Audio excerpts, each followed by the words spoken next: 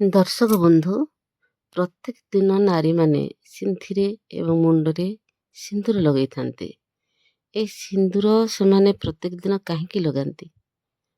ଏହା ଫଳରେ କ'ଣ ଶୁଭ କି ଅଶୁଭ ହୁଏ, ସେ ବିଷୟରେ ମୁଁ କହିବାକୁ ଯାଉଛି। ମନ ଦେଇକି ଶୁଣନ୍ତୁ।